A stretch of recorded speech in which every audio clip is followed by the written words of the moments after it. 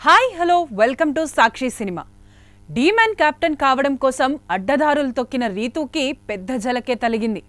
కెప్టెన్గా డీమ్యాన్ ఒకరిని సేవ్ చేయొచ్చంటే అతడు రీతూకి బదులుగా శ్రీజను సేవ్ చేశాడు. అది చూశాక రీతూ నా హార్ట్ బ్రేక్ అయిందంటూ ఏడ్చేసింది. అటు శ్రీజ ఓనర్లందరూ కలిసి తనతో మాట్లాడటానికి కూడా ఇష్టపడట్లేదన్నారంటూ ఏడుపు అందుకుంది.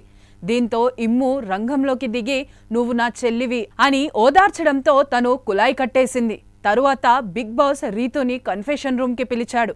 అక్కడ తనకెంతో ఇష్టమైన చికెన్ ఎదురుగా కనిపించేసరికి ఏడుపు ఆపుకోలేకపోయింది రీతూ.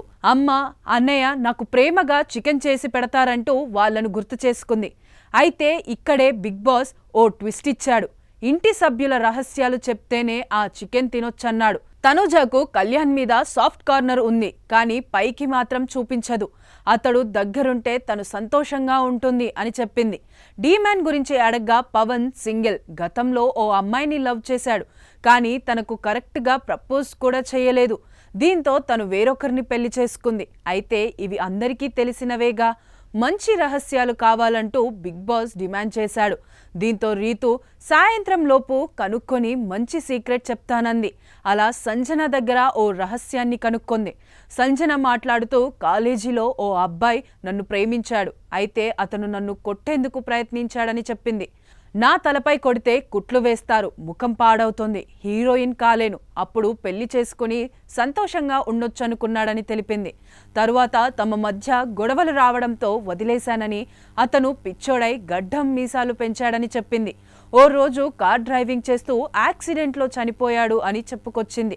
ఇదిలా ఉంటే బిగ్ బాస్ వైల్డ్ కార్డ్ ఎంట్రీల గురించి అందరికీ హింట్ ఇచ్చాడు. నేనే స్వయంగా రంగంలోకి దిగి ఆటను నా చేతిలోకి తీసుకోబోతున్నా. అసలు సినిమా ఎలా ఉంటుందో వచ్చే వారం చూపిస్తా. జరగబోయేది మీ ఊహకు మించి ఉండబోతోందని అన్నాడు. గార్డెన్ ఏరియాలో చెట్టుపై ఎవరి పేర్లు రాసి ఉన్న పండ్లను వారు తీసుకోవాలన్నాడు. అందులోని విత్తనం మీ భవిష్యత్తును సూచిస్తుందన్నాడు. అయితే ఫలాన్ని మార్చుకోవాలనుకునే వాళ్ళు ముందుకు రమ్మంటే రీతూ, ప్రియా, శ్రీజ ముందుకొచ్చారు.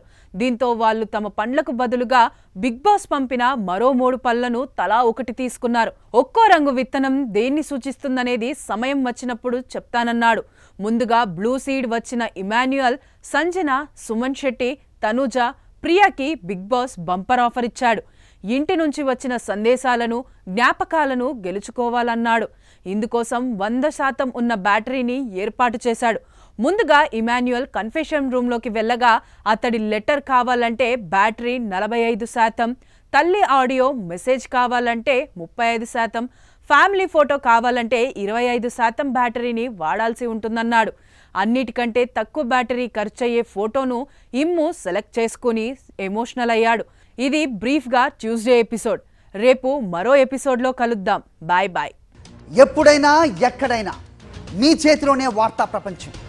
మీ మొబైల్లో, మీ కంప్యూటర్లో, మీ టీవీలో సాక్షి టీవీ డిజిటల్ ప్రసారాల కోసం లాగిన్ అవ్వండి. www.youtube.com/సాక్షి టీవీ. సబ్స్క్రైబ్ సాక్షి టీవీ యూట్యూబ్ ఛానల్.